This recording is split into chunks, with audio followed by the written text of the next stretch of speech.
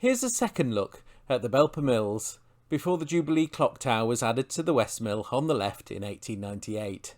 Pieced together by Evans Vettori with Great Place funding, we have a better feel for the Belper Mills site through 3D modelling. We're starting from the east this time, moving back from the 1795 gangway which connected the mill buildings across what had been the Turnpike Road.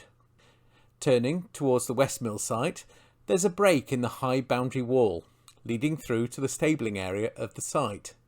Here, once we've passed between these buildings, there's a loading bay and a series of other ancillary buildings. On the left is the mule room building, housing the spinning mules. Note the angle of the windows. We're now moving into the next open space and see part of the gangway which connected the mule room building to the rest of the mills at first floor level. And here's the remarkable round mill, built by William Strutt from 1803 to 1813. Based on his friend Jeremy Bentham's panopticon concept of a central area from which all parts of the building could be seen, this is a unique use within industry.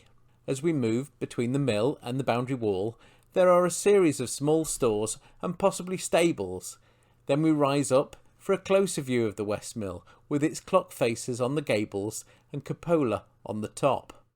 Coming in from above, we have an opportunity here to see the complexity of the roofline, reflecting the complicated coming together of routes as they converge for the gangway across the road.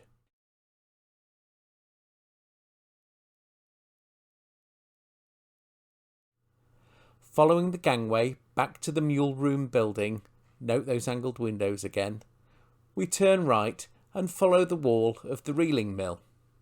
Like the junction mill, this was also built in 1808 and was one of two reeling mills, the other being across the road.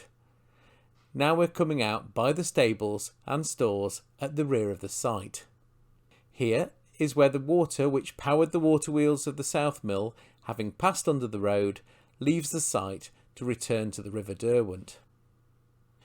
We're on the outer perimeter now, and you can see the high boundary wall before we move up for a last view of the mule room building and a view of the wider site from the south side.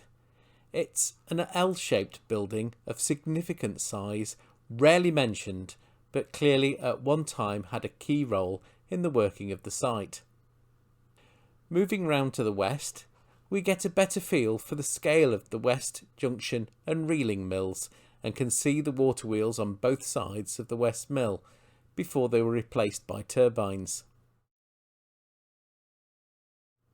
Moving on, from this elevated point in the west, we can see past this block to the North Mill and the 1854 mill chimney in the distance.